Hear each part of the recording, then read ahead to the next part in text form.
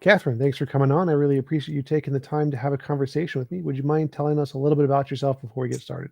Sure. Well, thanks for having me. So I'm Cathryn Sterling. I had worked as an engineer for many years. The last 5 years was at NASA as a systems engineer on a launch vehicle design that we were working on. I quit about 10 years ago, though, to raise my children. And in that time, I started a Christian apologetics ministry and wrote a book called Teaching Others to Defend Christianity, right here. And so that's kind of what I do now. I homeschool my children, and that's, I guess, it. Someone in the chat made the joke, doesn't take a rocket scientist. Like, oh, well, I am a rocket scientist. Yeah. So I am an atheist, by which I mean I believe that all of the evidence seems to indicate a natural hypothesis opposed to a God. Could you tell me some of the reasons and evidences you think that indicate a God over naturalism? That's funny you phrase that question like that's just like a 30-second answer. But that's really what we're here to talk about. So obviously, I am a Christian. I've been a Christian for a long time. And it's one of those things that over my life, I've continued to look at the evidence and see that to me, the evidence is more compelling that there must be a God, and specifically that it is the God described in the Bible. And there's, to me, that it's an accumulation of all kinds of different fields of science and philosophy and reasoning that we can look at that point to there must be a God. And it kind of boils down to, I think, in some ways, I've said that you could describe this using 4 words. I think irreducible complexity and Cambrian explosion, to me, are 2 of the most compelling arguments that there must be a God that created. Although there's lots of other arguments and discussions that you could get into that talk about that. But for me, it's really looking at the design of life, the fact that there is information, and particularly when we look at our DNA, that there's information that is directing the cell for what to make, for how many fingers, how many limbs, how many eyes, how it's going to be structured, the organization that you find within organisms, the irreducibly complex mechanisms that actually direct life and allow for life to continue. And that, again, there's thousands of different examples that you could look at, but to me, the most compelling, because whatever a view of origins that you have, whether it's atheism through Darwinian evolution or through creation with intelligent design from a creator, DNA replication has to work and it has to function. And there's so many different components that are required to be present at the same time, in the same location, in the right amounts, in the right order, in order for DNA replication to work. And so that is just one example of what an irreducibly complex system would look like. And it's necessary for life to continue. If we didn't have a method of replicating DNA, then life could not continue. So what model best explains how that type of mechanism, that type of system is going to exist? And I think it's clear that it is designed, that you have multiple components that have to be working together in an integrated fashion. And that really points to that there's some sort of intelligence behind it to put that system in place. And like I said, without that, life can't continue, whatever model of origins you want to cling to. And especially when you look at what's actually being replicated. So not only do we need all of these components in order to replicate DNA, what is it that we're actually replicating? And it's information, and which is different from just data. Data is just a bunch of facts, but information is actually guiding and directing different things. And so it's not just data, but it's actually informing the cell and what to do. And so that's another level of complexity that we would recognize requires intelligence.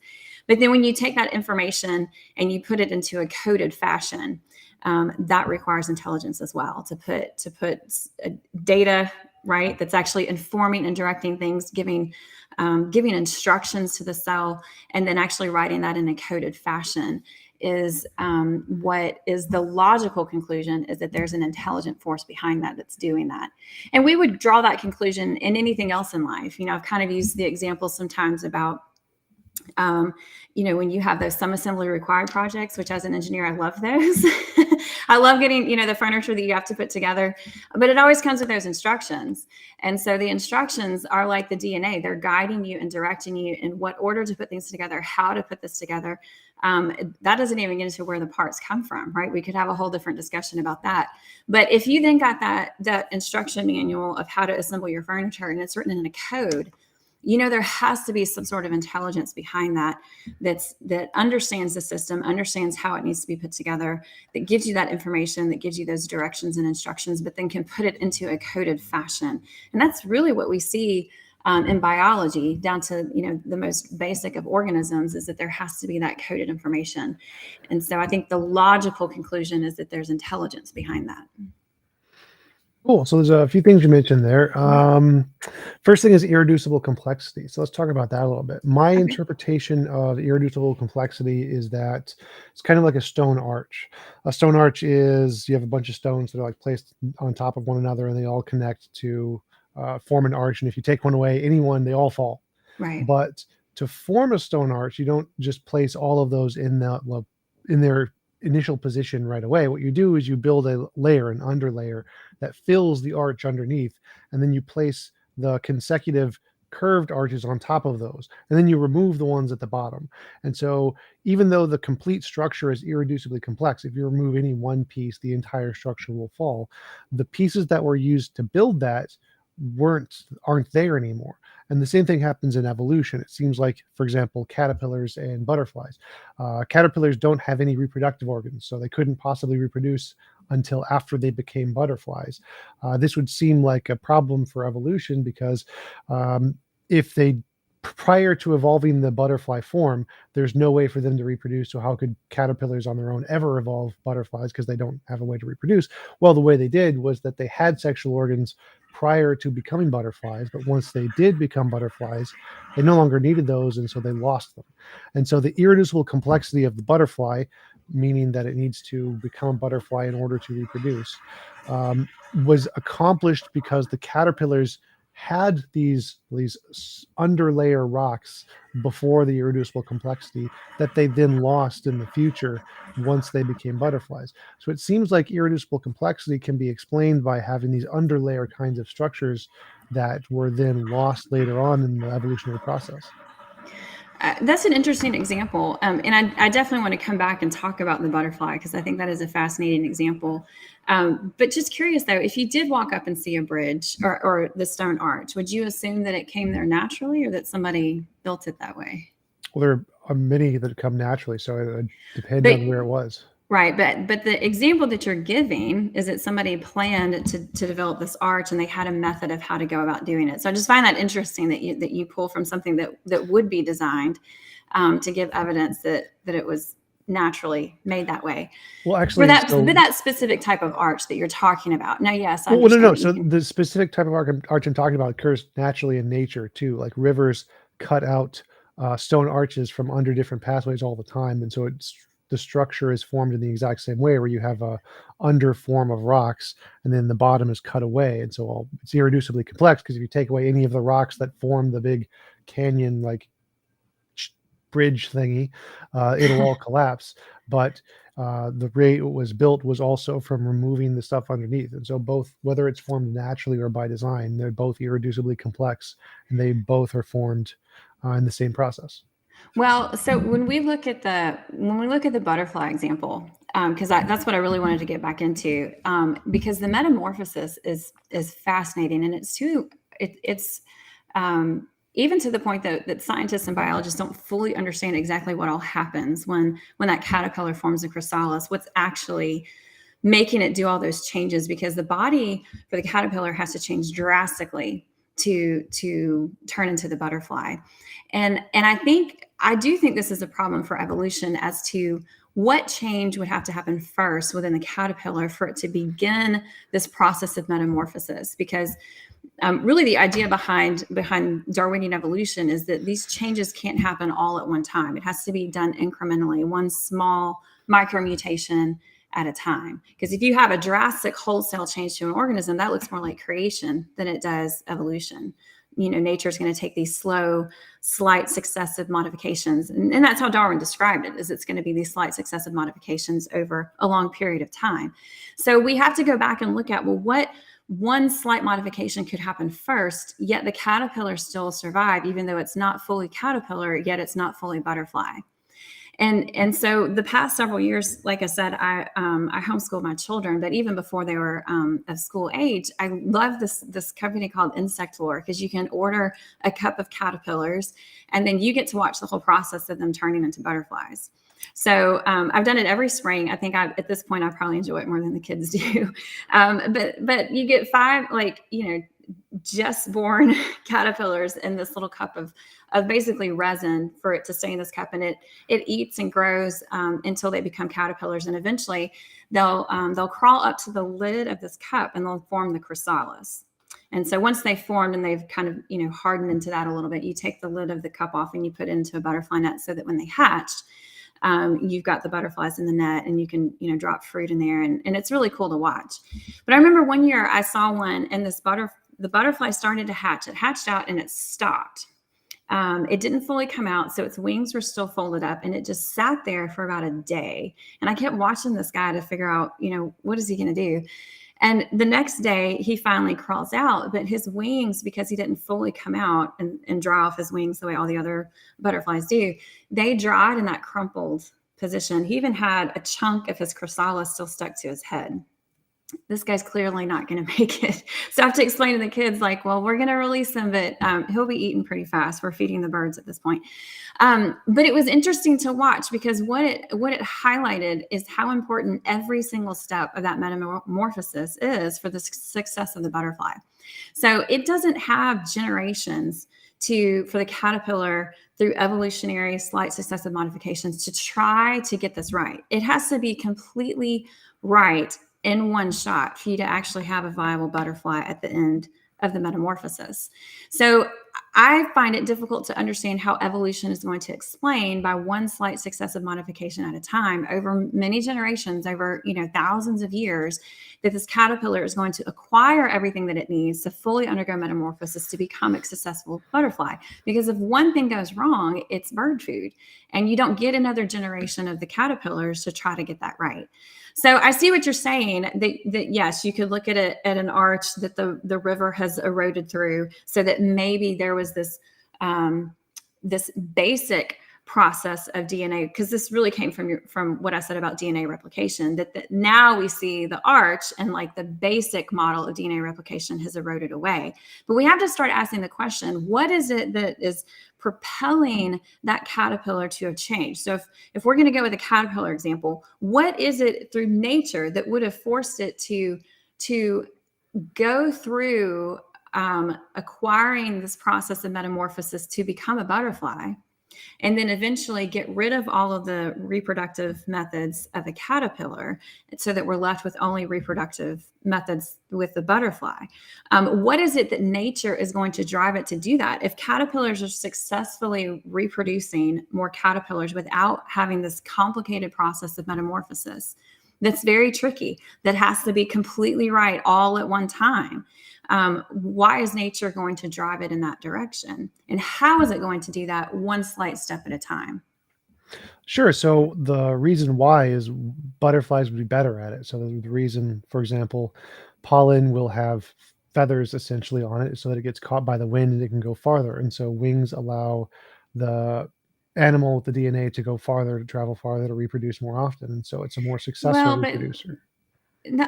I don't think that's really a valid explanation. I mean, there are lots of animals that reproduce successfully without having to have wings. So, and again, like I said, metamorphosis is a very complicated process. It has to figure out how to basically inside the chrysalis, the caterpillar's body is completely broken down into juice. And then the DNA, the information in there, the epigenetic information is redirecting it to reassemble an entirely new body plan, with wings that have to function, with muscles that have to operate the wings, with different feeding mechanisms. It's going to have a different diet. So this is a drastic change. And an evolutionist is going to have to explain how one successive modification at a time would allow that to be successful It has, so for a mutation, for this, evolutionary change over a macroevolutionary concept to work, each incremental stage has to be successful, meaning it has to survive, right? We have to be now more fit to survive than what was before us, and we have to reproduce. But you can only do one slight change at a time. And I think that's very difficult to explain how is a caterpillar that's not fully butterfly, yet not fully caterpillar, changing its organs and then undergoing metamorphosis with only one slight successive modification at a time. It's very difficult to explain. Because it doesn't need to be a butterfly. Like birds that existed today didn't exist in the same form at the existence of caterpillars. And so they didn't need to have the same evolutionary advantages as butterflies today. Well, but it does have to be fully. So if it's going to start losing the reproductive aspect of this is very important, because if it can't fully reproduce as a caterpillar, but it's not fully butterfly, you have a hard time having the next generation to gain a mutation to do this, especially when mutations are not giving new information, it's taking information away. Right, especially in your example that evolution over time is going to erode away all the rocks underneath the bridge. Mutations detract; they take away information out of the genetic code instead of adding new information to it. Right. Well, we can actually look at the DNA of the butterflies and know exactly how that happened. What happened is that the caterpillars had the sexual organs, and when they evolved the capability to become butterflies, the butterflies also then evolved sexual organs separately. And so they only sexually reproduced as caterpillars and then became butterflies outside of that. And the butterflies then evolved sexual organs. So both had sexual organs. And then once both had sexual organs, the ones that became butterfly were more successful and reproduced more, which then outcompeted the other ones for food sources and survivability. And so as they didn't need to reproduce as caterpillars anymore, they only tend to reproduce as butterflies, and they became vestigial organs in the caterpillars, and then they lost them, kind of like the fish in the caves who lost their eyes. The vestigial organs were lost over time and then only remained in the butterflies because they were being used. But that's a lot of speculation. Well, we can look at the DNA and know what happens. Like we can see the patterns in the DNA and check the patterns to those of other species to see the evolutionary tree that predated them. So we can, like, using the same way we can know that you're related to your children, we can know that butterflies are related to different kinds of ancestors, different kinds of moths or whatever at certain rates. So we can see how far away they are. No, but you're having to show that caterpillars reproduce as caterpillars. So, and that's speculation as to the fact that they actually had sexual reproductive organs. That's speculation. No, I think we already have examples of that. It's like worms. That's not the same thing. Oh, well, we can show the genetic relation between worms and caterpillars. And so we can show that there are the same genes that they use for reproduction existed in this species and in this. We're talking about the actual organs, though. So I think that's still a lot of speculation to say that you can see that the caterpillars had sexual organs that then they lost. That's still some speculation there that is the case. Well, no, we can show it genetically. No, it's not really. You're showing it hypothetically. You're not showing it in actuality. So the evidence we have of that is that we can look at the patterns in the DNA and compare the patterns to other species and see if they're similar. So this slight changes result in, oh, hey, this guy now has sexual reproductive organs and they have the same general patterns as caterpillars did previously before these new evolutionary trees. Then it's reasonable to infer they had sexual organs because they have the same genetic patterns that produce sexual organs. Well, okay. I think we're just going to have to agree to disagree. That I think a lot of what when you look at a lot of the evolutionary trees, a lot of it is a hypothetical ancestry that is not verified through fossil record or through actual lineage through organisms, and that's really where when you look at the Cambrian explosion. Right. That's what when you look at all this together, we have all of those drastically different body plans showing up at the same time And even Dawkins himself says it's as if they don't have any evolutionary history at all, which in fact they don't. So when you have all of those different organisms showing up alongside each other at the same time in the same rock layer, then it removes the ability for them. Anything that connects them are if you look at all of the diagrams of that, they're hypothetical. They're not actual fossil record, actual confirmation of organs and all of that we see. So that's where I think, you're looking at, I think you're making a big leap to say that the caterpillar had sexual organs to reproduce its caterpillars, and now we just don't see them anymore. I think that's a big leap, in my opinion. So like if you have a hypothesis, you're comparing two different hypotheses, and one says, I think they had sexual organs, and if they have sexual organs, then we should be able to see the same patterns in the DNA of the caterpillars that we see in the relations of the worm. So they had a common ancestor. And if they had a common ancestor, they both had sexual organs. Well, okay, but see, that's where the logic falls apart, is that you're inserting common ancestor into your premise. You're taking what you find as your conclusion, but you're taking what you want as your conclusion and inserting into your premise, your hypothesis. Because you're assuming common ancestry when you go into it. And so does that make sense? So every hypothesis, you always assume your conclusion. So you say, if God exists, then I would expect to see this. And then you look to see if the thing that you're looking for is there. And if it is, that's confirmation of your hypothesis. So if the hypothesis is evolution is true, common ancestry is true, then we are going to look and we're going to see the same genetic patterns in worms and caterpillars. And then we look and we see, and they have the same genetic patterns. And so if confirmation of the observation is evidence of the hypothesis, which is evolution and common ancestry. So with every hypothesis, you always start with, you assume it's true, and then what would you expect to see if it was true? I understand how the hypothesis works, but what I'm saying is you're using some circular logic when you walk through that the way that you described that, is all I'm saying. How? So I start with a hypothesis, evolution is true. If evolution is true, what would we expect to see? Well, we'd expect to see the same genetic patterns in worms and caterpillars that would represent what we'd expect to happen if there were common ancestors.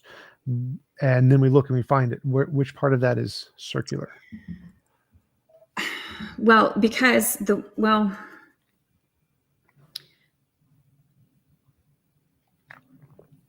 when you're talking about, you're looking, well, never mind.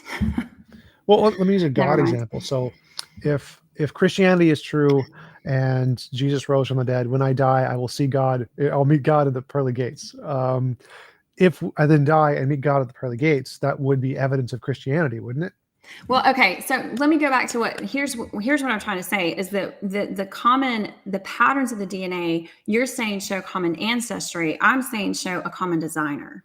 And so you're going to see a commonality in the DNA there, but you're going to draw your conclusion from your predisposed worldview, and I'm going to draw my conclusion from my worldview. So that, I guess that's what I'm trying to say, is that you want to find the common ancestry. And so when there's a commonality, instead of saying there are going to be common features of DNA because of what DNA is, you're then inferring that that's going to reaffirm a common ancestry, when I would say that's a common designer. But that's not showing that caterpillars reproduce as caterpillars in the same way that you're drawing that conclusion from the fact that they have a similar DNA structure. Does that make sense? That's what I was trying to say, is that there's the circular logic there, in that you're inserting, therefore there must be a common ancestor because there's commonality in DNA. Whereas I would say there's a common design theme because of the designer, even though we're looking at the same some commonality of the DNA. That's what I was trying to get to about inserting your conclusion into the premise of of the logic there. Yeah, I think Does that make sense? Yes, I think you're bringing up a thing that's known in science as a difference between post hoc versus prediction. So like if we came up with a piece of evidence and like we both saw something at the same time, and I said, oh, that's evidence of leprechauns, and you said, no, it's evidence of unicorns, that's just post hoc reasoning. We're seeing the evidence, and after we see the evidence, we make up a hypothesis to explain the evidence. But future prediction doesn't work that way. Future prediction isn't circular like that. It's saying, if I assume my hypothesis is true, I'm going to now go look for evidence in a specific location, and I predict I'm going to find it. And if I find that evidence after I predicted it, not before, or yeah, after I predicted it, then that would be confirmation of my hypothesis. So it's not circular anymore. It's only circular if you explain the evidence after you find it. If you explain the evidence before you find it, that's really good reason to believe that your model is correct. And so this evidence of DNA I'm giving is something that we predicted before we ever knew anything about DNA. This is like, if evolution is the case, if there is a common ancestor, if there is a single organism that all life came from, we expect to see exact patterns in DNA that will match exactly the evolutionary tree, just like we do in evolutionary comparisons between parents and grandparents and siblings. And when we compare different animals, we find, for example, in ERVs, endogenous retroviruses, that we can find exact patterns of where these animals had a common ancestry with a virus that injected DNA into its reproductive cells that then created or led to multiple species who all have this exact same marker and this exact same position in their 3 billion long base pair chain. So it could either be just complete coincidence that this ERV, this virus DNA, which doesn't do anything to benefit the DNA, happens to be in this exact location. So we know that this virus injected its DNA in this exact location for many different species, thousands of species, at the exact same location. It could just be chance, or it seems more likely to say that it probably had common ancestors where an ERV injected its virus DNA at that point, and then every one of its reproductive ancestors all had the same pattern because that's how the DNA reproduced. So which do you think is a more plausible explanation there, since that's something we predicted beforehand and we're not just explaining it after the fact? Don't you think that counts as evidence for evolution? Well, so to you could look at it in the same way that to me, we need to follow the actual evidence to see what is the most logical conclusion. So I think we agree on that point. To me, when I see that there is information that is like what I said in the beginning, that is giving the directions and the instruction code in order to form an organism. If you were to take whether you're an atheist or a theist or whatever off the table, and you just said, if somebody gave you a booklet of information, would you conclude that there's an intelligent source behind it or not? And so to me, that is truly following where does the science lead. If there's information contained in that DNA, which there is, and it's information contained in a code, which it is, then that means something intelligent had to put that there. Especially when the more we look at genetics and we see that there's even epigenetic information that's directing the genes and how they're to assemble and what they're to do. There is something guiding and directing these processes. And if you were to remove evolution, theistic, whatever off the table, you would look at information in a code and say there has to be intelligence behind it, that's not a naturally occurring thing. Now, patterns can occur in nature, but patterns is not information. So that's where I come back to. And yes, speciation does occur. But I think when you step back and you look at if evolution were true, what would we see in the fossil record? And we would see this gradation that, Darwin's tree of life, how it dictated that pattern would show up in the fossil records. And it doesn't show up that way. And Darwin knew that. Most of his critics, when he first published his book, were paleontologists. They were digging in the dirt. They were looking at the rocks. They were the ones pushing back. The archaeologists, the paleontologists, they were pushing back on Darwin's theory because they knew that's not what the fossil record showed. And so most of his contemporaries had very, very harsh things to say to Darwin about putting this theory forward, because this is not what was being shown in the Cambrian rock layer. And like I said, Dawkins said it himself, that it's as though these 26 different phylums show up on the scene that are drastically different body plans without any evolutionary history in the oldest rock layer. And so we're not seeing this billions of years build up from something very simple into the more complex things the way Darwin's tree of life shows it. So you'd have to go back and circle to that if evolution were true, what would you see? You would see something totally different in the fossil record than what we do see. And so you'd have to go back to that hypothesis and say, well, maybe Darwinian evolution is not true because these things are not merging and evolving into one another through the fossil record. So a few things there. One is information theory. So I'm pretty well acquainted with information theory, and Claude Shannon wrote a paper on information theory. He's the guy who essentially made it up, and he defines information as a physical system or mathematical model system that produces such a sequence of symbols governed by a set of probabilities known as a stochastic process. And so stochastic means random. So it's a random process that produces these kinds of symbols. And so in the definition of information theory, information is produced by nature all the time. Particles have information, hurricanes have information, tornadoes have information, crystals have information. Every physical thing has information, and these informational patterns seem to be a result of stochastic random systems of interactions in physical forces. So the definition of information in most physics and mathematics doesn't say anything about a designer. It's just stochastic process, a pattern stochastic process. So it seems like there's no problem with DNA or information in that kind of a sense being produced by a natural process, not by definition at least. The second thing you mentioned was the Cambrian explosion. The Cambrian explosion, as I understand it, happened over millions of years. It's a fast process in the time scale of evolution, but it's still millions of years. It's not like a small thing. And the only thing that changed was that they started to develop harder shells. So we don't see like the origin of completely new species. We see slight changes where their skeletal structures became larger and large enough to be encapsulated and form fossils where they weren't before. So soft shell things started to gain hard shells, and we would tend to expect to see that if there was an evolutionary advantage, which is why we see multiple different species, each developing eyesight in different ways. I think there's at least like 30 different ways that eyes developed independently, like the mantis shrimp, the octopus, humans, birds. They didn't necessarily all have the exact same common ancestor from eyes. Eyes developed in different ways.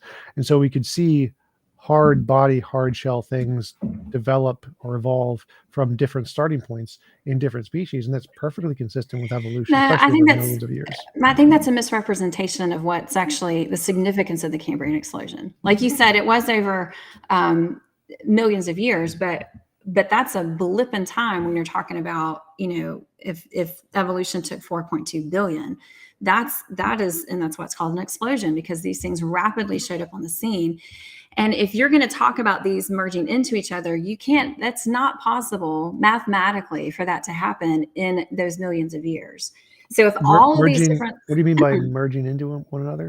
Okay, if all of these 26 different phyla are showing up at the same time in the Cambrian explosion, and that's over millions of years, that is nowhere near enough time for evolution to produce those different types of body plans, especially when the Precambrian era was basically sponge cells.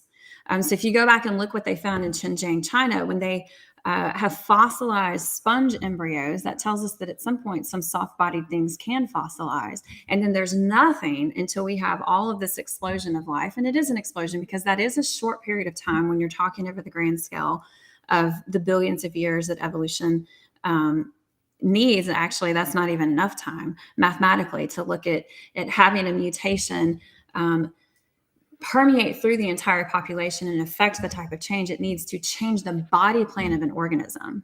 Okay. And there's this whole issue of when is that evolution going to take place within the organism? So if you're going to go from like a spider, a 2-segmented organism, to an ant that has 3 segments, you have to figure out when in that embryonic development is that mutation going to take place. And what they found when they do these genetic analysis with mutations, if the mutation occurs later in the embryonic development, that body plan for a 3-segmented organism is already set, which means you're not going to evolve from a 2-segmented to a 3-segmented organism. But if it happens earlier, before that body plan is set, so that it could actually change from 2-segment to 3-segment, it destroys the embryo. So there's this issue of when is that type of mutation going to occur to actually change the body plan, which is the only way you can change from one organism type to another. But to say that all that happened in the Cambrian explosion is that soft things turned into hard shell things, that's a misrepresentation of what all happened there, because you have all of those different body plans showing up at the same time.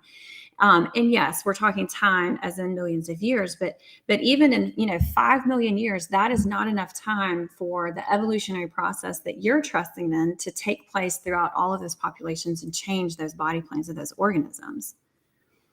Well, I'm not sure what you mean there, because the body plans were already there. They were already soft bodies. All they did was they already had even bones in their bodies. Like there were small bones, and in the Okay, so you still have Chinese to explain where excavations, all of those different body plans came from, right? So you're not they were actually already there. explaining already there from where, right? Uh, All you're doing is shoving it further back in time and into the Precambrian era, and that's just like I said, those were the sponge embryos. So that's a drastically different type of organism to show up in the fossil record. Well, the organism was already there. They just developed a shell. So the only thing that changed was the size of their bones. Their bones grew bigger. So explain where the organisms were already there. What do you mean by that? So the Cambrian explosion is an explosion of hard bodied parts of the animals. So the animals, there were already millions of soft body animals there, and they were reproducing and evolving for millions of years prior to the Cambrian explosion. And in the Cambrian explosion, they developed larger hard bodies like shells. Like, so you're saying the reason why there's no evidence of that is because they were all soft-bodied, so therefore they did not fossilize. Is that what you're saying? well, no, we do have evidence of this, like because they already had shells or they already had spinal structures which did fossilize and are there, that in the structures that were found in the China thing that you mentioned. So there were already bones prior to the Cambrian explosion. They're just usually small spines and things, and those developed into larger, bigger bones. So we already have what they evidence of that. found. What they found in China is the basically sponge embryo fossilizations. Not all of the variety of life that we see in the Cambrian explosion. Well, right, because we couldn't see all of that until the bones were formed. But we That's do what see. I'm trying to get at. So you're saying all of those organisms already existed, but there's no evidence of that because Well, there they didn't is. fossilize. They did. Because So what? prior No. prior to having the big shells on their backs, they had spines, and those spines did fossilize. So we have the spines that are essentially the same shape as the spines in the shell guys, but without the Okay. shells. But they're all alongside each other at the same time. There's not this incremental increasing in complexity pattern that you would have to have for Darwinian evolution to exist. Yeah. So the thing I'm mentioning is underneath the shell guys. So it's before those guys. No, all you're saying is the Cambrian explosion just simply added shells to all the different body plans, not that new body plans formed. Yeah.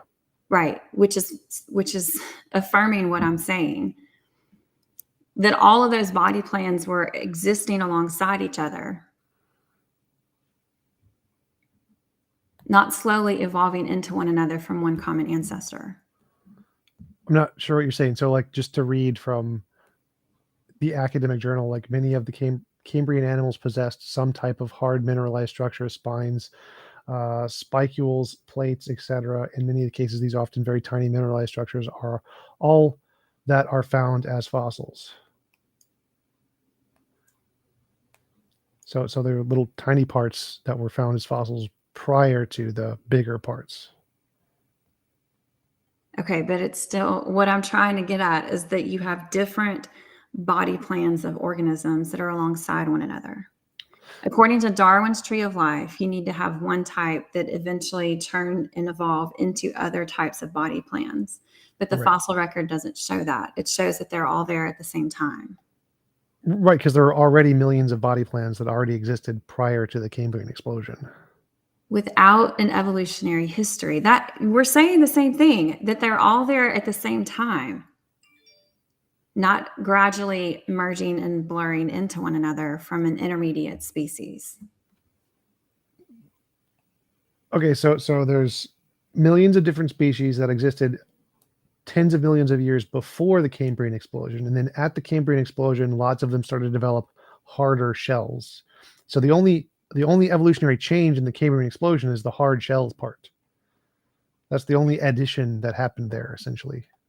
Okay, if that's what you're stating, then all you've done is you've driven the problem further back in time, and you've actually made it more complicated for evolution to have happened, because you're still saying all of these things are existing alongside one another.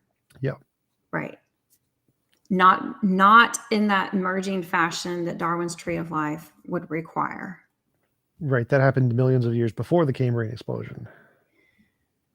Okay, I think we're talking past one another on this one. So right. I just encourage you to look at the scientific papers that actually demonstrate this. The consensus in science is, yeah, the Cambrian explosion isn't actually particularly impressive for scientists. Yeah, it fits exactly with Darwinian evolution. It's not really that spicy.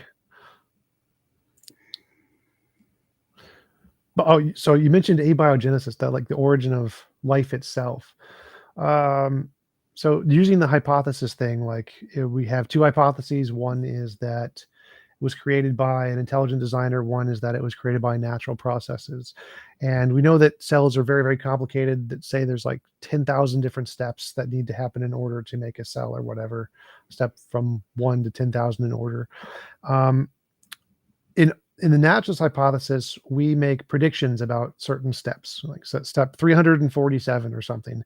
And we can say, oh, look, RNA can form corpuscles on clay. And that confirms that our prediction that this step 347 can happen naturally without any need of a designer. And we have hundreds and hundreds of these examples where one of the steps is predicted that we would be able to find it occurring in nature without any effect of any intelligent designer whatsoever. And then we find it, we discovered it. So each one of these examples is a case where the natural hypothesis was able to predict we would find something before we found it, and then check it off the list. Like, yep, this step is done. We discovered it naturally. And that would be evidence for the naturalist hypothesis. But I don't see any evidence for the design hypothesis. I don't see anyone taking the design hypothesis that they think a God designed it and then predicting into the future what we'd expect to see, or something we don't know yet, and then getting it right. I've never seen that happen. So to me, it seems like the natural hypothesis has a much more abundant basis of evidence because it can do this than the intelligence hypothesis. All right. So I'm sorry, you cut out a little bit there. So I missed a little bit of what you were saying in the middle. Whatever glitch through the internet, I guess. So you'll have to repeat a little bit about what you said, because I missed the middle section of what you were talking about. Can you say that again? Yeah. So cells are really complicated. They have like 10,000 steps that are required to make a functioning cell. And we both are trying to explain how this happened. We have two hypotheses, the God hypothesis and the naturalist hypothesis. But the naturalist hypothesis predicts that if this was done by natural processes, we'd be able to find certain steps, like step 347. So we're not trying to find step 1 to step 1,000 in order, but we can find specific steps, like 347 is where RNA forms on clay and forms corpuscles, something like that. And if this was done from a naturalist hypothesis, we'd be able to discover this occurring in nature. And when we do discover it, which we have in many papers, we can check that off the list and say, yes, this is a confirmation of our hypothesis. It's evidence of the naturalist hypothesis. But since I don't see any of the design hypothesis being able to do that and infer anything about future information, it seems like because we have hundreds and hundreds of examples of the naturalist hypothesis predicting these steps would be found in nature and then finding them, that seems to be significantly better evidence for that hypothesis than the design one. Okay. All right. So thank you. Because after you said some of that, that's what I missed. So I think that's an interesting point. I've not read all of that about finding, in your terms, like step 347 of the 1,000-step process or whatever. So to speak for, a design hypothesis working that way, I mean, I don't know. That's not my field of interest, or, that's not, I guess, really the work that I'm engaged in. So I can't speak to why that is or is not taking place. But I do think, that is a significant leap to go from a non-living thing to a living thing, that that I think, evolutionists would have to try to explain. And so the fact that you can explain some things in a natural process, I don't think that precludes that God exists, because God did create nature. And so there are natural processes. So at no point would I say, well, nature can't be used to explain anything. I mean, God set this nature and the laws and the predictability about it. I think in some ways it does go back to prove that there must be a God, because of its predictability.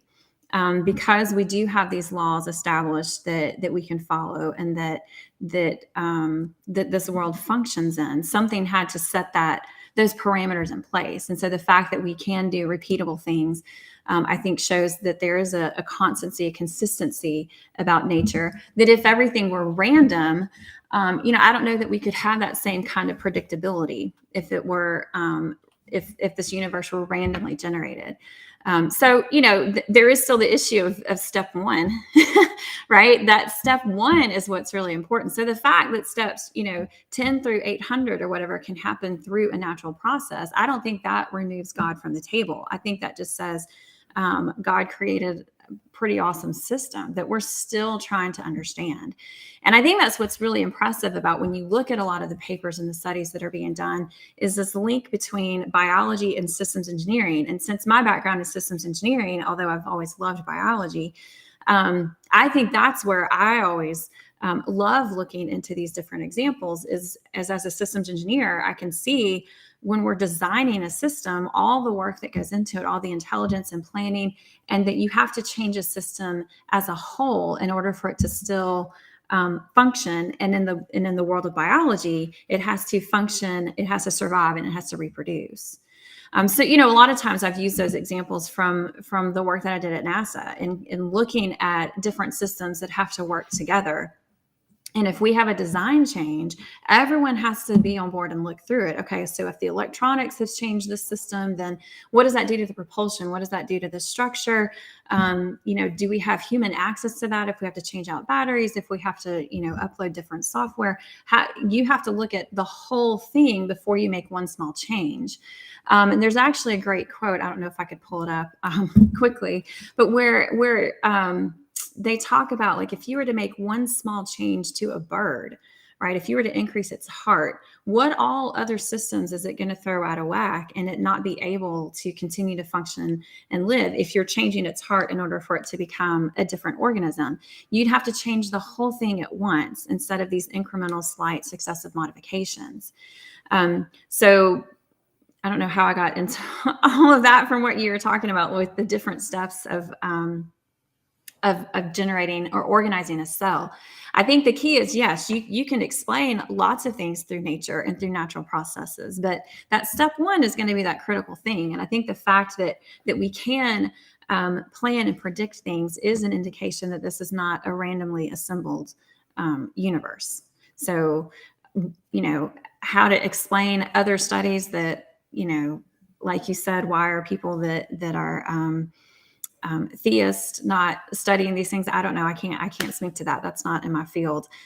But anyway, I don't know if that answers your question at all, but I think that step one is the critical thing. Can you get a living thing from a non-living thing? And I think all of,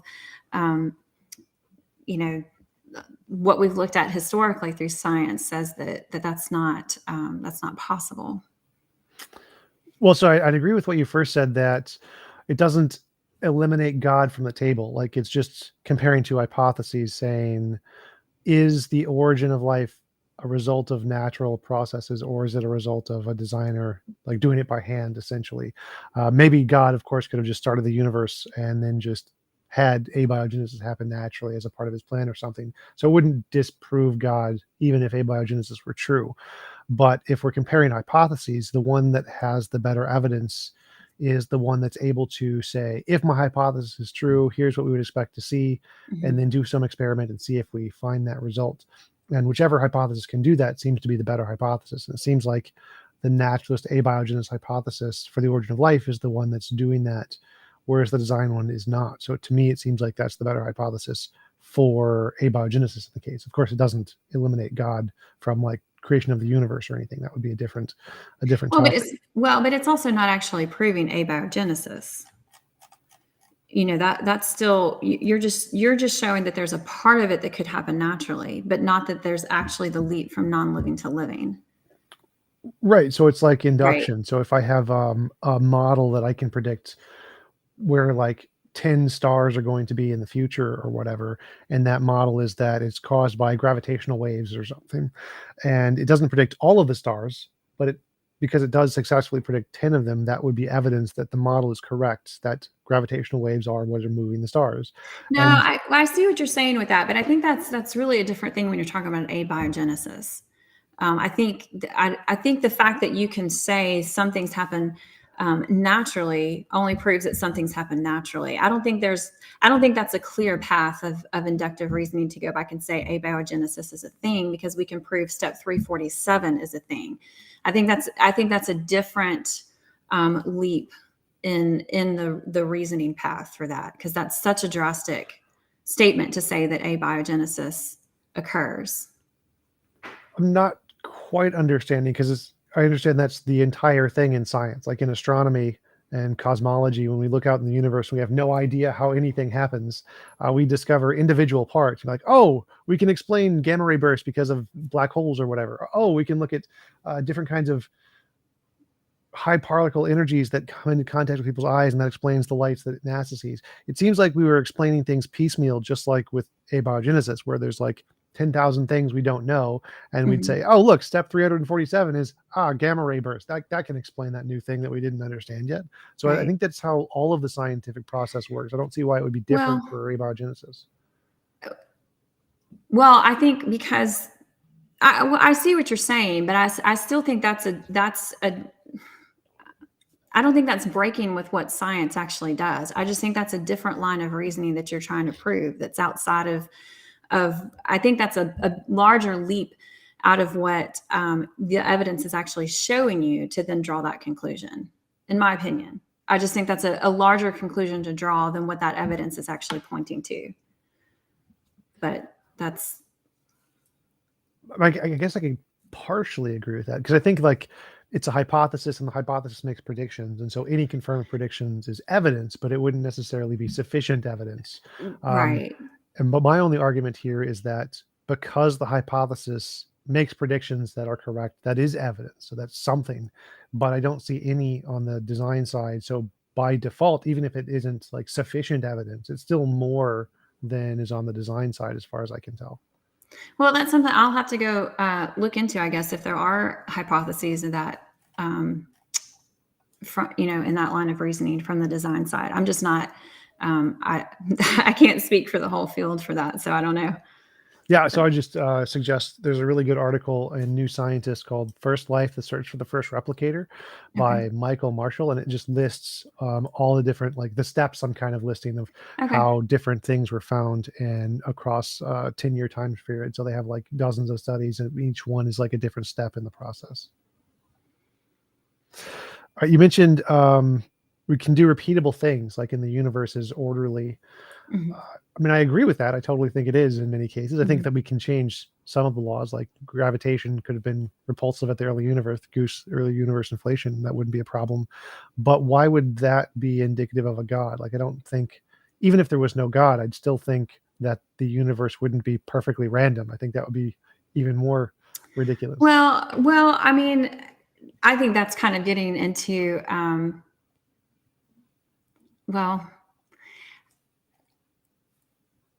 so I think the Darwinian theory, the naturalistic model, it is based on everything being random.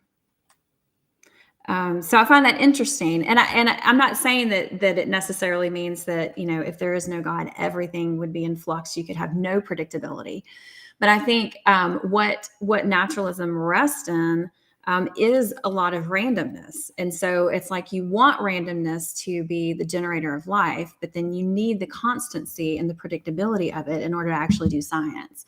So I just have always found that an interesting kind of contradiction in ideas from a lot of the naturalistic atheistic perspective, that it's going to be random genetic mutations and random things through nature. And so there is and not to say that nothing in nature is random. I'm not saying that, but I do think it would be interesting if we could explore and look at if this universe is randomly spit out from something, which I'm not sure what you would say it spit out from. What is it that gives all of these, all of the laws of physics their specificity?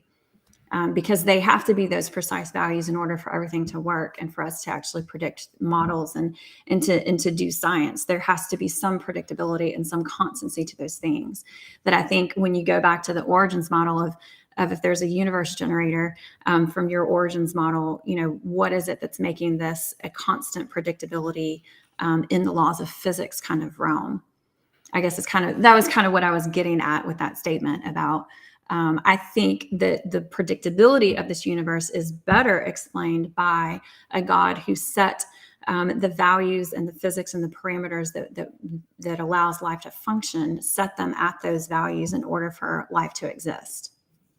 Gotcha. So yeah, I have never heard the first part of what you said, that because naturalism is contingent on evolution being random, that is in conflict with like the laws of physics being determined. Because my understanding is in like determinism, everything is determined. So we just don't, it's only seemingly random that the particles pair in a certain way, that different nucleotides bond in a certain way, because we just couldn't calculate all the different interactions in the universe. Because if we could, we'd know exactly what would happen. But so those, I would say that the randomness there is more just which ones happen to bond together first because they're closer together.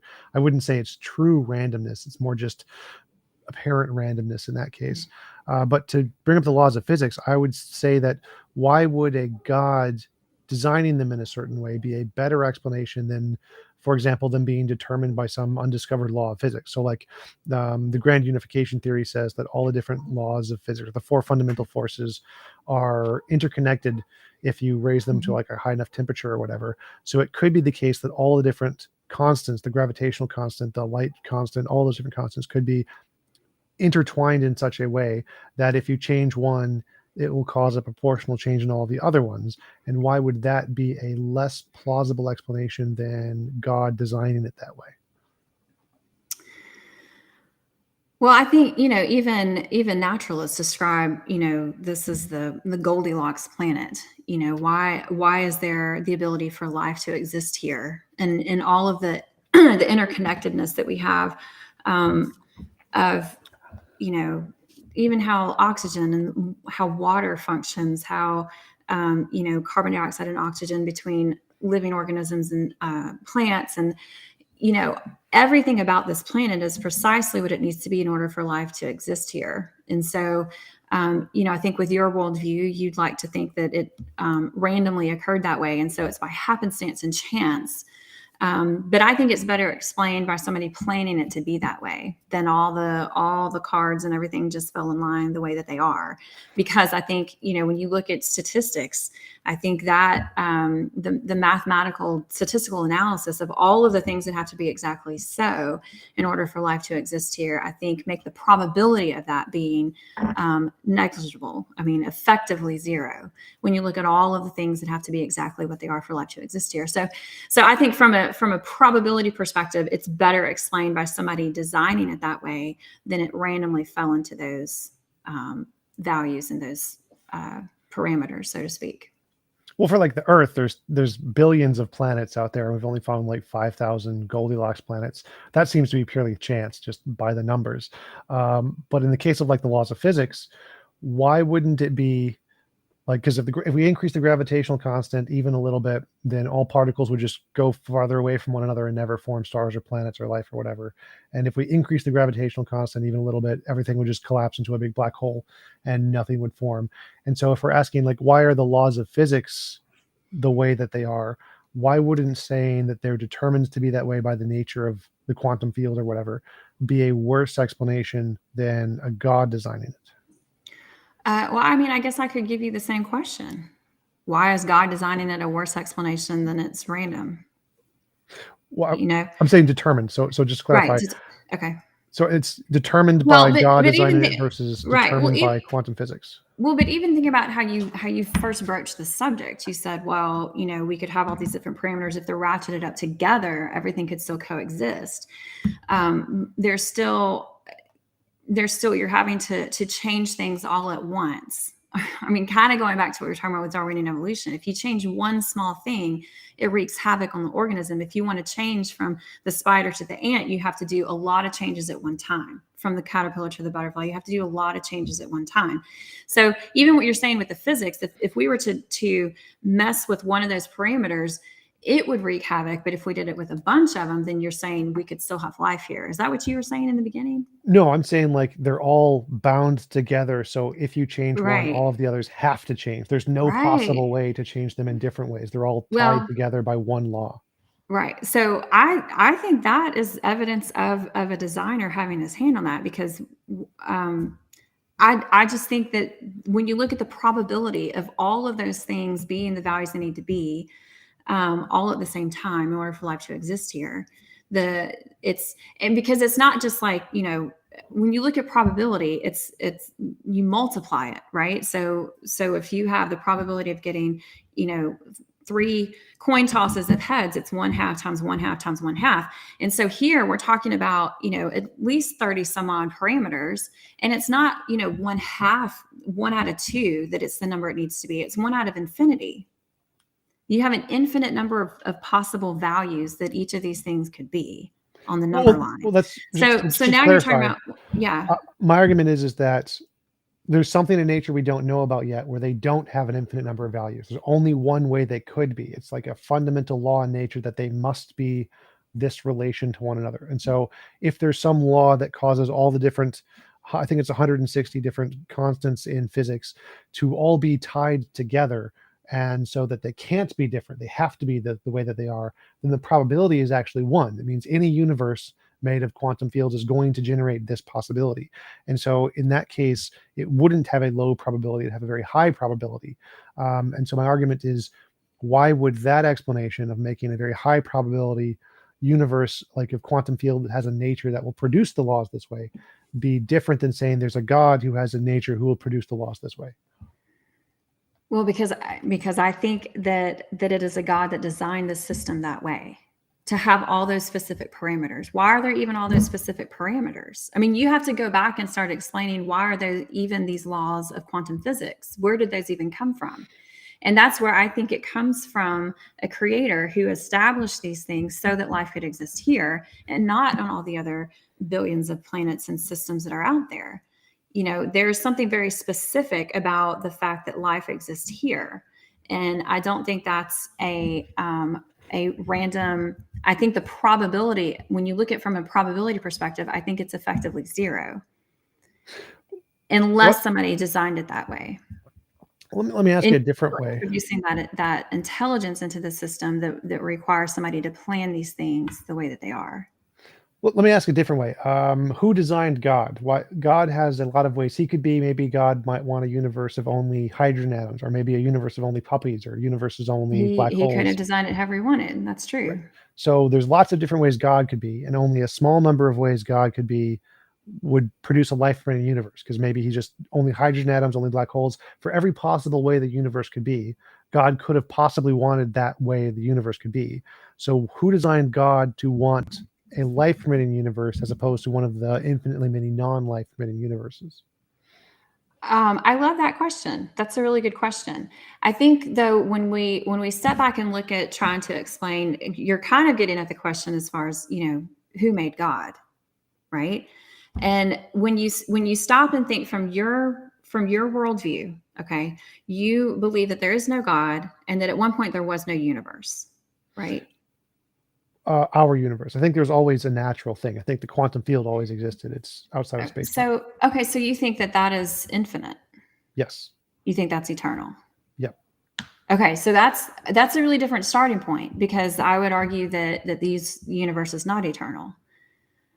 Because, so what is it that you think about the universe makes it eternal?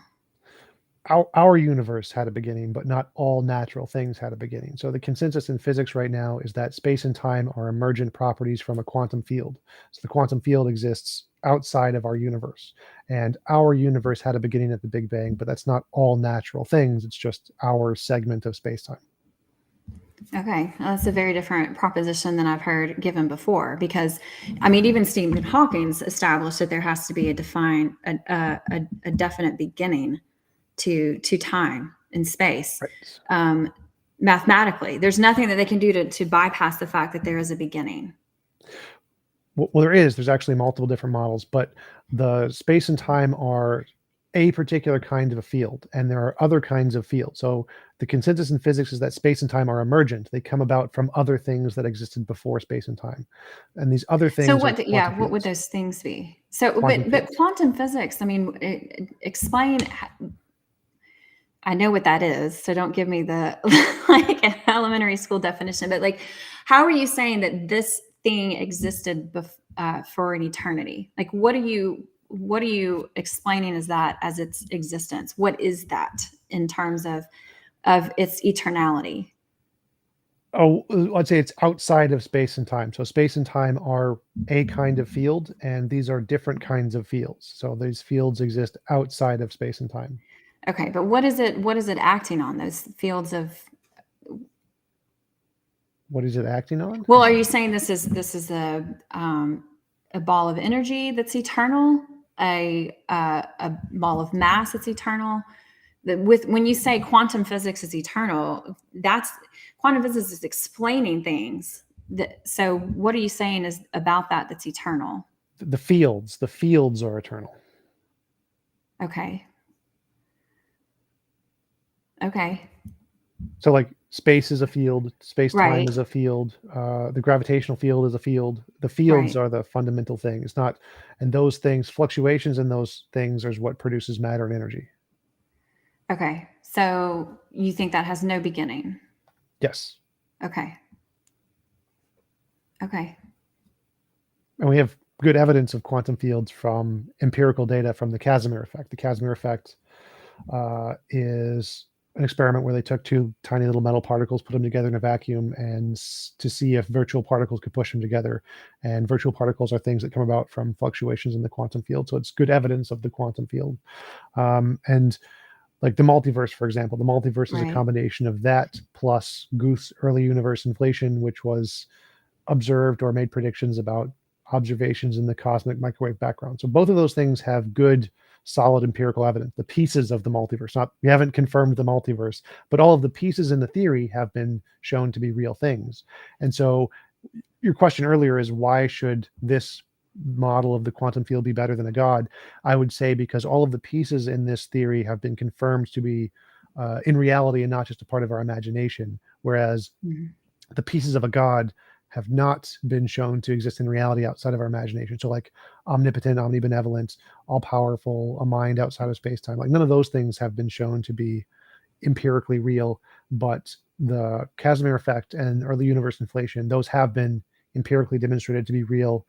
And so if we're trying to compare which theory is better, I would say one that uses only a combination of things that have been shown to be in reality independent of our imagination is better than one that adds in like an imaginary property that hasn't been shown to be real yet. So like if we see a hoof print in the snow, saying it's a unicorn is not as good as saying it's a horse, because we have past evidence horses are real. We don't have past evidence of unicorns being real. And so that's why I would say that the quantum field explanation is a better explanation of the necessary being than a god. Okay. Well,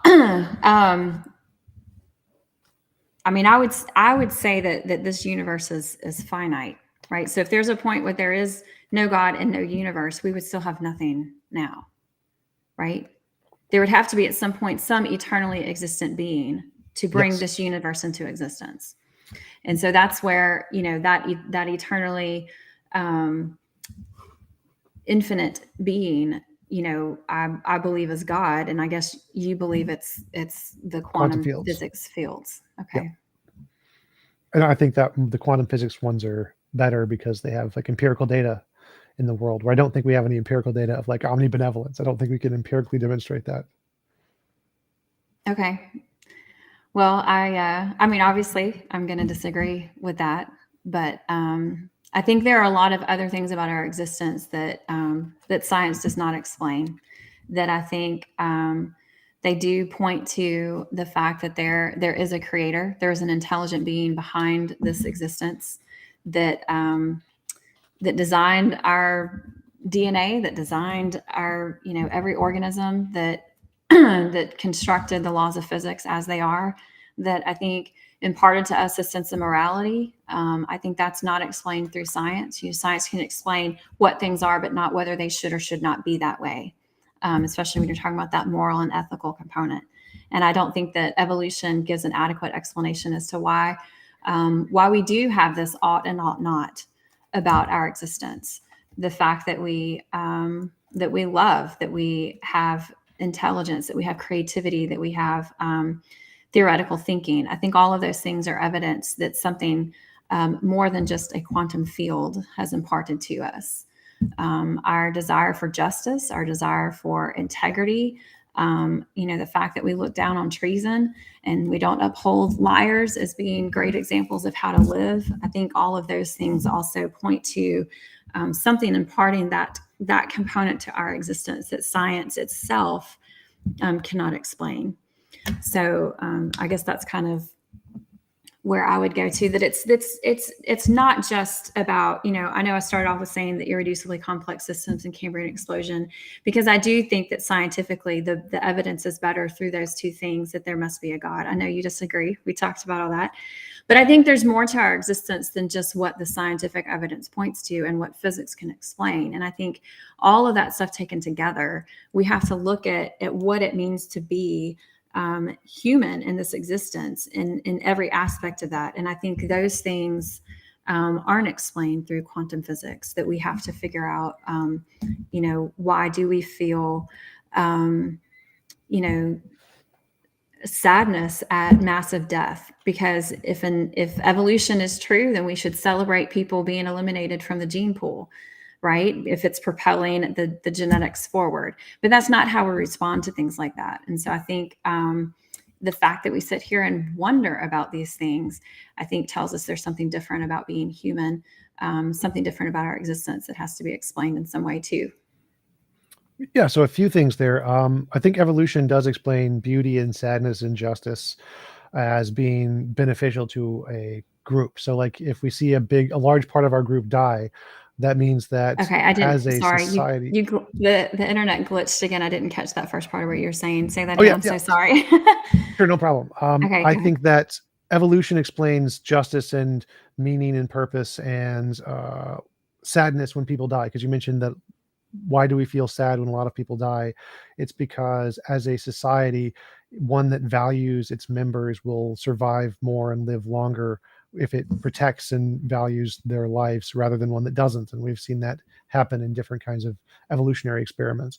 But I wanted to go back to the who designed God, because it seems Mhm. like when you're making the design argument, like, it seems like there's lots of different ways the universe could be, and there's only a very small number that could allow for life, right? And Mhm. that's perplexing. It seems like there's a lot of gray and then a very tiny little spot of red right in the middle where life can exist. And Mhm. it seems like God has the same proportions. It seems like there's a lot of ways God could be. Maybe God could want a universe of only black holes. Maybe God could want a universe of only hydrogen atoms. So every possible way the universe could be, there's a possible way God could have wanted that universe instead of this one.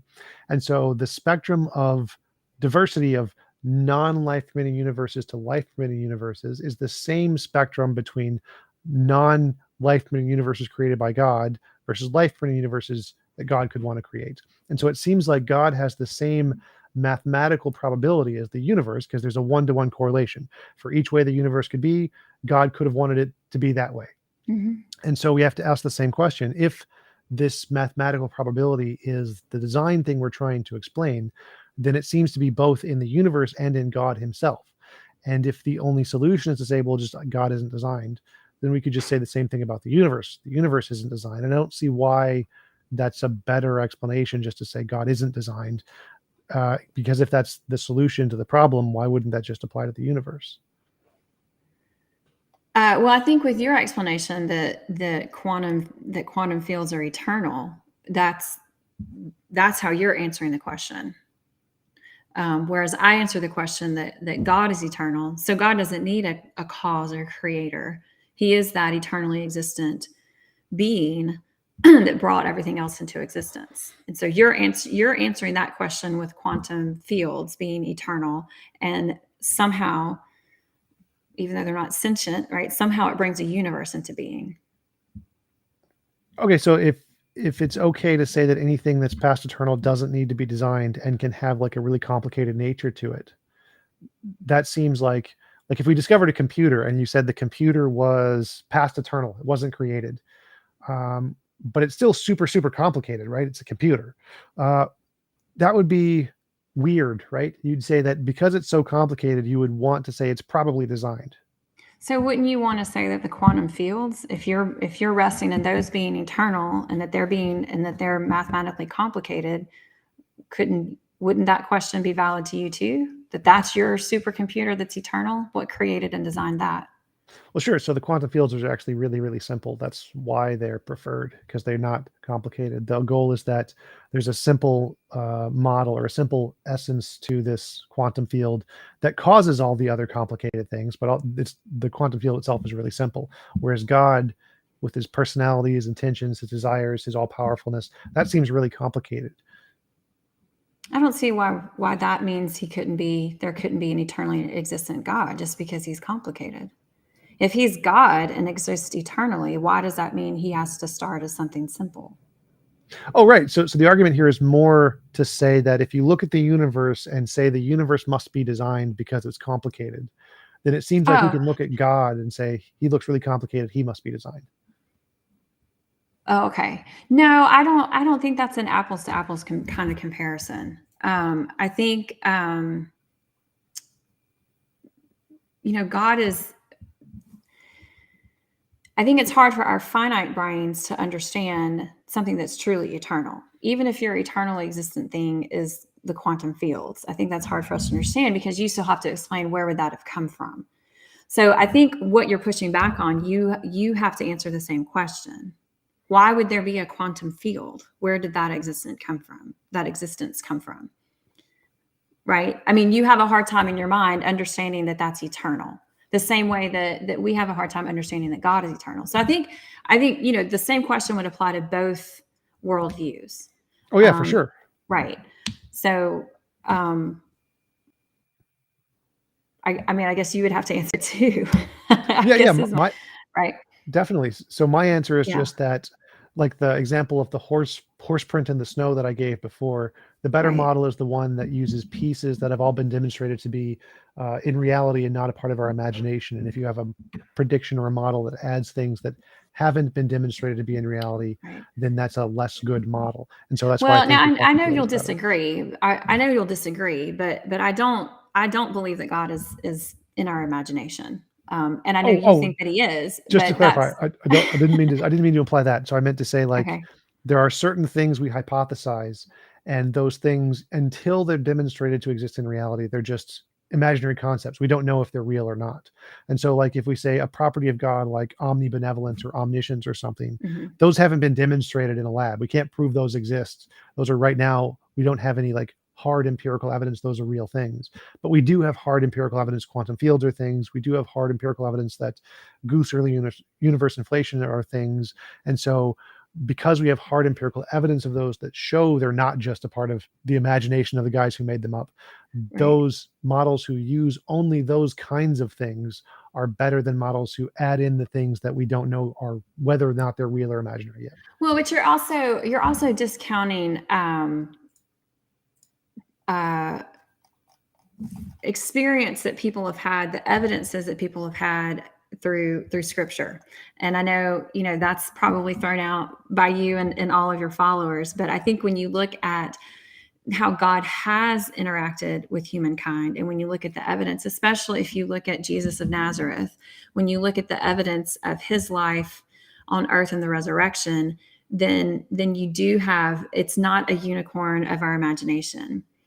So I believe that there is evidence when you look at, the testimony of people's lives as well.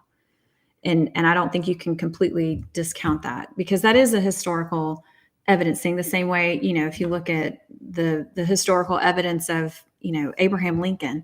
I mean, you can't physically test him in a lab today, but you have the impact on history and the interaction that he had with other people and the effects of his life going forward, the documents that we have that capture what he's done.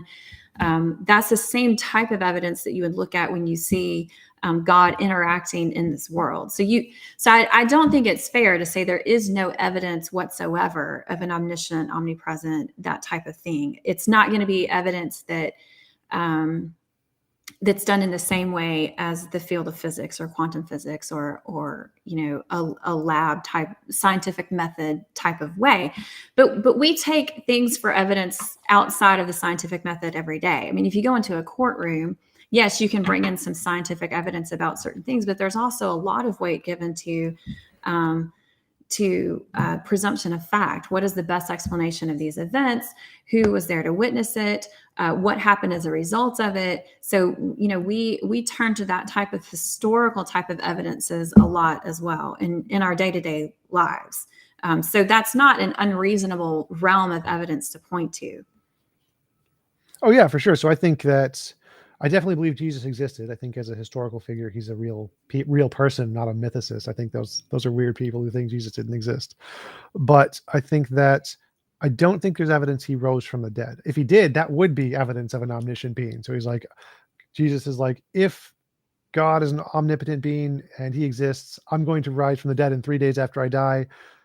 3 days later, he rises from the dead. Yeah, that's a novel testable prediction. That's science. That counts as evidence. That would definitely be.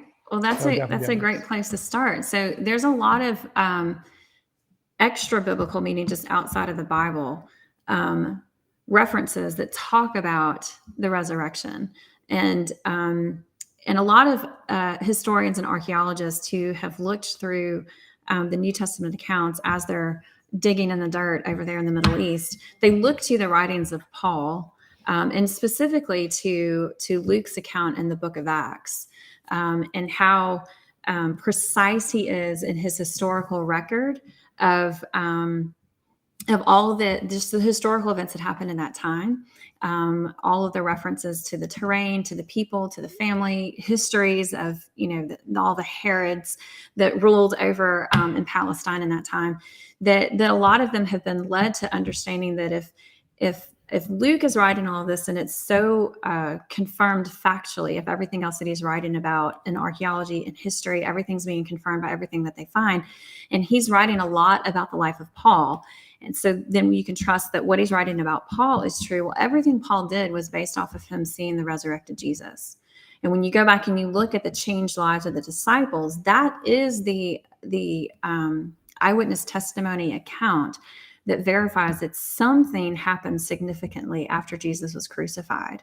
And you can look at that information even outside of just the biblical writers. But even if you look at the biblical writers, when you look through the Gospels, especially of Matthew and John, because they were two of the disciples that were with Jesus and they saw all of these things, and they're writing them down with much personal cost, right? They didn't write it down to get a book deal and be famous on YouTube and make billions of dollars. They wrote it down and then were persecuted for it. And so at any point they could have changed that and said, okay, never mind. I kind of don't want to be persecuted for what I'm claiming. So I think there's a lot of evidences that you could go in and explore that do affirm that a resurrection took place. Even the fact that, Jesus's brothers didn't believe that he was really the Son of God and what all was going to take place until after they saw the resurrection. And then, his half brother James became the founder of the church in Jerusalem. So there's a lot of testimonial and ancient writing, first century writings that talk about the resurrection. Yeah. So I've done quite a bit of research in that. You mentioned the courtroom example. I'm a big fan of the courtroom example. In a court case, if you bring up evidence of anything that doesn't have any precedent is the technical legal term, then it's essentially immediately thrown out. So if you said, I saw a leprechaun kill Bob or whatever, they're not going to take you seriously. That doesn't count as evidence. You're not going to count someone who summoned the leprechaun and tried to put them in jail for killing Bob. It's like doesn't count as evidence. And it's the same for anything that are like miracles, magic, mythical creatures, the paranormal, supernatural, UFOs. None of those things are accepted in the courtrooms. Like that, those aren't evidence. Like you got to have precedent for it to count as evidence. And this is essentially the same kind of principle I was using earlier, is that it only counts as evidence if it already has like an empirical basis in reality for history in courtrooms.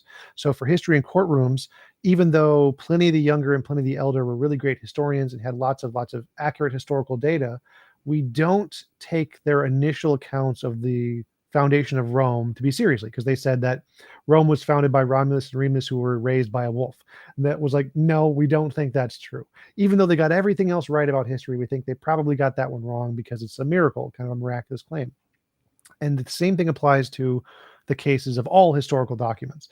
We take the claims that are mundane, like I saw a dog, very seriously. Like, yes, if they're a reasonable, accountable historian, they probably got that one right. But any kind of miraculous claims they make, we say that's probably not right. That's probably something they added in. It's in the tradition of most historians back then to add in mythical tales like Romulus and Remus. And so the fact that the historians who wrote the Bible, who I don't think any of the Gospels actually wrote it themselves, because it's written in Greek and they didn't know Greek. But even if they did, even if these were literal eyewitness testimonies today, we wouldn't really count that as evidence for the resurrection. We would count it as probably a natural explanation that we didn't understand, or that they probably thought they saw something that they didn't. So, for example, all the different testimonies of Paul and the apostles can be explained by bereavement delusion. Bereavement delusions are a thing that happens to like 60% of people, where they have a loved one die and they have visions and they can hear the loved one after they're dead, and they have interactions with the loved one after they're dead. And this is a very common occurrence in humans for dead loved ones. If you have a loved one die, you are very likely to see a bereavement delusion. And so that seems like, well, some of the studies about that though is I mean, we can all have a delusion in some respects, like, you know, when you think you hear your cell phone ring, or it's in your pocket and you think you feel it vibrate. But to have the tactile and the audio and the visual all at the same time is not common. That's a very, very low percentage of, you know, the most common thing is that you think you see something, right? But when the disciples interacted with Jesus, they ate with him, they touched him, they heard him speak, they saw him, they walked with him.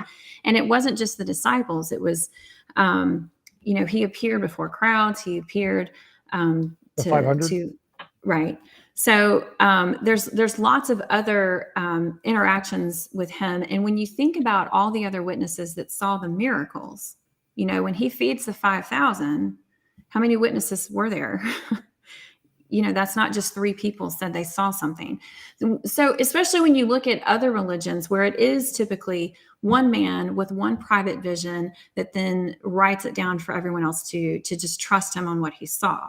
Okay, so when you look at Muhammad, that's how Islam began, was that Muhammad claimed he had a vision. He then comes and recites it to everybody. Everyone just has to trust that's what he saw in the cave. That's not what's happening here in Jesus's ministry, because he's doing it in public. And that's something even Paul said when he's brought before, you know, the Roman governor Festus. And he says, I'm telling you these things and you're aware of that because this wasn't done in a corner. When you feed 5,000 people, there are 5,000 witnesses to the miracle. He then feeds 4,000. And of course, you know, most scholars say that's simply counting the adult men. That's not all the women and children who were there. When he's going from town to town to town, you know, it's masses of people constantly following him and asking him for healing, witnessing, listening to him teach. The Pharisees, who did not believe him, were witnesses to all of this.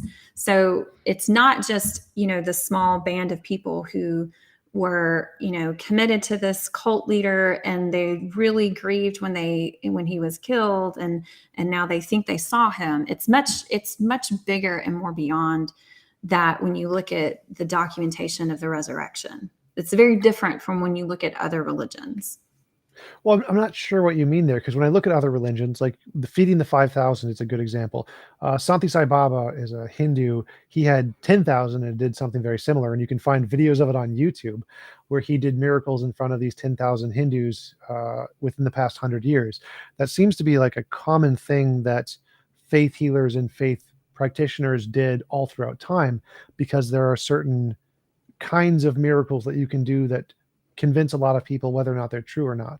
And so that the kinds of miracles that are done by Jesus seem to be the same kinds of miracles done by all of the other faith healers at the same time period, and before and after and during recent time Well, periods.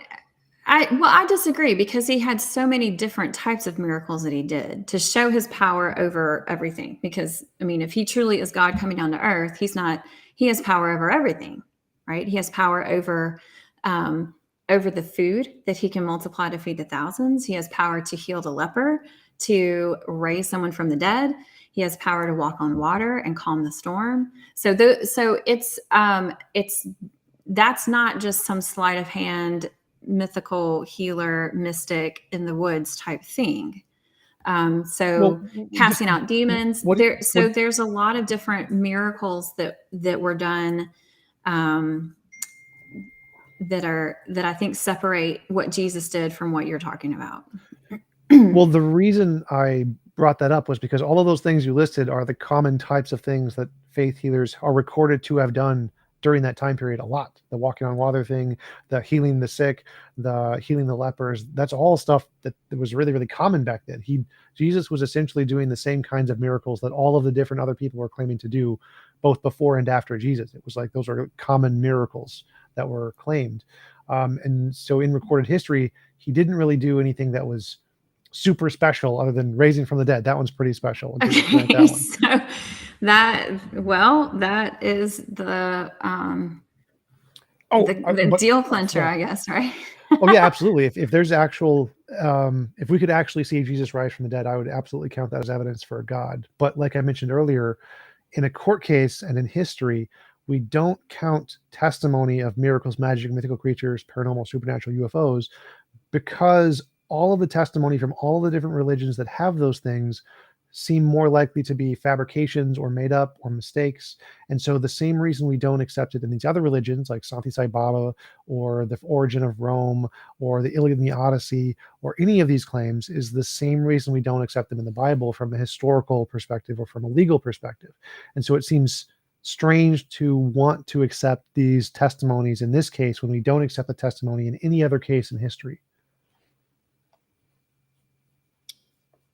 Okay. I guess what do you want me to answer there with that? Like, why would I believe that over all the others? Yeah, sort of. So why should we accept the testimony of the people who saw miracles in the Bible versus the testimony of the people who saw miracles in every other religion versus the testimony of people who saw miracles in the courtrooms today, or UFOs or leprechauns? It seems like all of those are in the same category that we probably shouldn't accept them. And the testimony on its own isn't enough to justify miracles. You need the precedent in the legal case, some kind of empirical Okay. test. Well, I think as far as what's happened through the scriptures, I think there's it's more than just one person that lives in the desert in Arizona saying he saw a UFO. I think there's more people that are giving this testimony. I think there's more miracles done by the same person. I think you have to look at also the what and how he was teaching, the authority with which he had over what he was instructing the people in, plays into it. So I'm saying it's all of these things coming together, but I think it really does come down to the resurrection. I mean, because you could try to explain away, maybe there was some, trick to feeding the 5,000 and maybe it was an illusion that he walked on water. I disagree. I think those really happened. And I think, there is enough evidence and testimony to say that it really happened, especially when you look at the 4 gospel writers and particularly Luke, and how he approached it almost as like the investigative journalist, that he's going to interview everybody and pull all this together as one account, one orderly record of what all happened. But I think you can also look at the change in the people's lives and what they were willing to sacrifice for it. Now, we have people willing to die for kooky spiritual leaders all the time. But I think the difference when you look at the disciples and what they were willing to endure, and especially Paul, but all of them, what they were willing to walk through, if it were not true, they would have been the ones that were lying about it, right? So they would have known that this is not true if it was all a fabrication.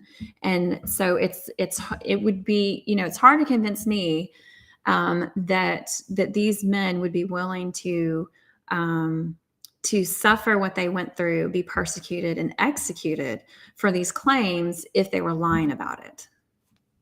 And I think there were enough of them that it's not just a delusion. So that's kind of what I fall back to is that, when you look at it, the resurrection, Jesus claimed to be God and he did all the things to back it up. And the resurrection is what shows that he truly is God. And I think all other type of alternate theories that try to explain away the resurrection, they fail to either explain the resurrection appearances or the empty tomb. And when you fail to look at those things, I think the alternate theories that try to explain away the resurrection are very weak, and they fail. So, dude says he's God, he resurrects. I tend to believe that. So I think that the apostles definitely believed what they said, but I don't think the level of conviction of their beliefs counts as evidence for the truth of their beliefs. It just counts that they definitely believed it. It does. Okay. So it says they definitely believed it, which means they're not lying. Right. Okay. So that in and of itself does not say that they weren't delusional about it. I don't think that they were because of everything else. But it definitely tells us they were not lying about it. And I think that that should weigh heavily in our consideration of whether to believe them or not. I'm not so sure because there's lots of people who believe things that are untrue. There are flat earthers who genuinely believe the world is flat. That's true. But if they had walked off the edge of the earth and then came back and told us the earth is flat and there was a whole bunch of them that did it and then their lives were completely changed by it, I might give more weight to that, right? And so I think that would be the equivalent of the testimony of the apostles. So that they were there witnessing everything. The way they witnessed the resurrection was not typical of what a delusion, bereavement, vision, what you were talking about. That's far beyond what just the typical. I had a hallucination. I had a vision of someone that I really loved that passed away. There were more witnesses to that than how that theory would be valid, if that makes sense. How I said that. Well, I'm not sure. So, like in most historical cases, you have a bereavement delusion of some kind, and then in the texts, because these were written 40, 50 years after the events, they get extrapolated, they get expanded. Like the telephone game, the story gets, I forget what the word is. It starts with an E, but they get engrossed in some way beyond what actually happened. So I think the most plausible explanation is they had a bereavement delusion, which does happen in groups, and you can have all kinds of both auditory, physical, and tactile responses in bereavement delusions. That is actually a thing that we see in groups called communal reinforcement. But not all at the same time. Yeah, the communal reinforcement. In so it's in the same way. No. I mean, like, it's not common that you would have the tactile, the audio, the visual delusion at the same, all of those senses triggered at the same time. Right. They're not common, but it does happen. So like there's communal reinforcement where a group of people sitting at a table will all have the same experiences, which happens in many different cases. It's just the term is communal reinforcement is how to explain that. And there are also cases where thousands of people would see UFOs at the same time, like the miracle, I think the Mary miracle in South America or something, where tens of thousands of people saw the sun move or something. Those are also really common. And so all of the different things that occurred in the Bible seem to be very well explained by things we can explain today as scientific occurrences. So I don't see why that would be. And again, I don't think we should accept them because of the courtroom basis of evidence. Is we got to have a precedent for it.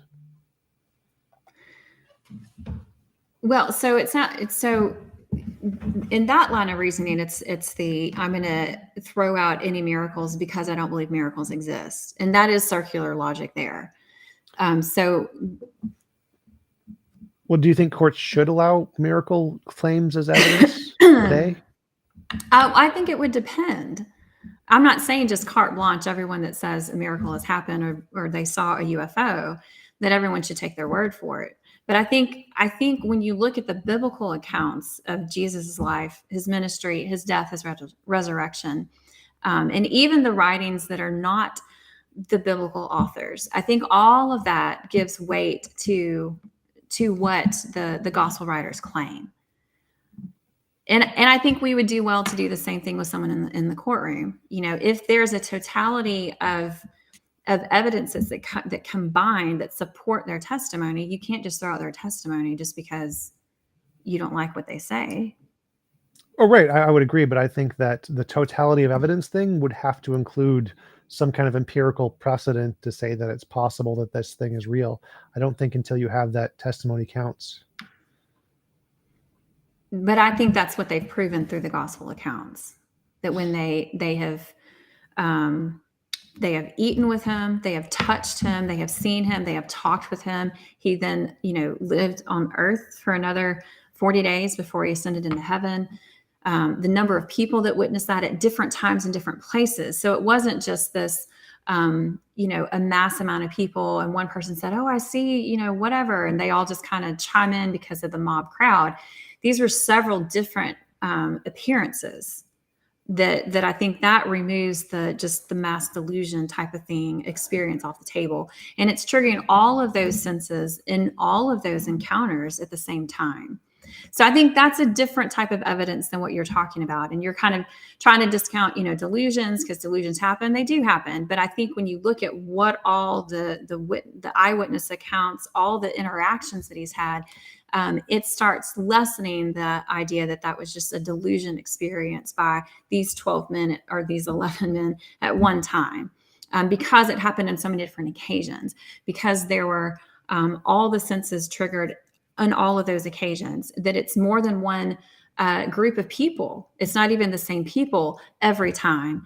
Then, the fact that word of this spread throughout the region, and then we have all of the writings of people who are not sympathetic to Jesus being the Savior. When you have, everything that happens through the book of Acts, when you continue to look at what changes occurred as a result of this resurrection appearance, I think you can't discredit that. You can't just say, oh, well, these people do. You have to look at all of those things together. Does that make sense? Yeah, absolutely. Okay. So we've been going for about an hour and a half. So before we wrap up, we have a few super chats if you don't mind answering. Okay, I'll do my best. Okay, so the first one is, what does she think about evolution being used nowadays to design everything from watches to architecture to medicine? What do I think about evolution being used to design watches? Yeah, so I think the argument is that using evolution as a way to design things better than designers do. And so evolution seems as a better way or better explanation of complex design than designers, because it can do it better than designers. Well, I guess from the watchmaker argument debunked. So I'm not sure what he's asking me to talk about. So he's asking that today in design architecture, we use evolutionary processes in computers to do all the design work for us, to tell us what the best designs are. We don't design them. We don't use intelligent designers to design them. We use evolution to design them because it does it better than we do. All right. Well, there's still that. Well, I think that's kind of a misrepresentation. There's still an intelligence involved somewhere. So, if we can program something that goes through different iterations to tell us the best design, we have to set the parameters of what that best design is. We have to set, what is it considering? Is that manufacturable? I think you can't just pull out any intelligence out of that completely. So I think that's not looking at truly a naturalistic approach of evolution when you're using programs or iterations or, value judgments, there still has to be some sort of intelligence involved in the process. So I don't think that's a one-to-one comparison of what Darwinian evolution is requiring, because that has to be completely natural. You have no idea what the genetic mutation is going to do. You have no idea if it's going to reverse a genetic mutation done before. You still have to design the watch or the architecture, or whatever, as a whole. So recently I read an article that was trying to compare, the evolution of planes to say that proves evolution. Well, yes, you can see a progression from the Wright brothers simple plane to a Boeing 747, but you can't incrementally make each change and it still work, right? You couldn't put a Boeing 747 engine on a Wright brothers, biplane or whatever, and it work. You have to change all of the features together in order to get something that's going to, in the biological sense, survive and reproduce. A hybrid plane in between, without considering what is it going to do to the fuel system and the landing gear and the wing structure, and the steering mechanism. You have to look at all of that at once. And so I don't think that's a fair representation of what truly Darwinian evolution is trying to accomplish. Gotcha. All right, the next one's from Travis Statham. Does God have a designer to be complex enough to create? So, like, to be able to create, it seems like he's saying that requires a lot of complexity, which would require a greater designer. I think it's the same argument. Okay, so I do think God is complex. And I think he is intelligent enough to design this universe and everything in it. And I think that is the best explanation to the complexity that we see here on Earth and in the universe. I think he's arguing that because he's complex, he must have had a creator or designer of himself. God must have been designed by a designer, I think is his argument. Oh, okay. Okay. Well, I think that, there has to be an infinite, self-existent being somewhere for anything to exist. And so I don't think that God requires a creator, because God is outside of this universe. So he is outside of time, space, energy, and matter. And so he is very different from our existence, because everything in our existence that we see is finite and degrading and breaking down. Our second law of thermo there, all things tend toward entropy. So there's nothing in this universe that's eternal. That means whatever eternally existent, self-existent being is out there is different from everything that we see here. So I think how we try to define him in the same terms as what we see here, we're kind of limited by those terms. But he is finite, infinite and self-existent and necessary in order for anything else to exist from that. Gotcha. And next one's from Tim West. Joseph Smith had witnesses who claimed to have seen the golden plates from which Smith translated the Book of Mormon. Is that good evidence of Mormonism? No. No, it's not. And I don't think that compares to what we have in Scripture. So Joseph Smith actually didn't, he might have claimed to have had witnesses, but he didn't, that he found it individually, and that he had to have special glasses from which to translate the golden plates. But what's on the golden plates and the history that he gives of Mormonism, it fails because there's not the archaeological evidence of that. There was supposed to be this epic battle in New York between these two people groups, basically, and there's no evidence of that whatsoever. So even if he had, an eyewitness to the golden plates, the information contained on the golden plates is not backed up by archaeological evidence. Whereas when we look at the scriptures, the information contained within the Bible does have that archaeological evidence throughout. The more we dig over there, the more we find confirmation of what we see in the scripture. So I don't think that's a fair comparison at all, if that's kind of where you're trying to go with that question. Awesome. I think that's it for the super chats. Thanks again for coming on. I really appreciate it. It was a great conversation. Would you like to give another shout out where people can find your book and any other information if they want to check out your stuff? Sure. So my website is defendthefaithministry.com. The book is Teaching Others to Defend Christianity. So you can get that on Amazon or barnesandnoble.com, or you can go to my website and find it there. Thank you for having me on. It's been a pleasure to talk with you. Absolutely. Thanks again for coming on. I really appreciate it. And I hope you have a wonderful day. All right. You too. Bye. Bye-bye.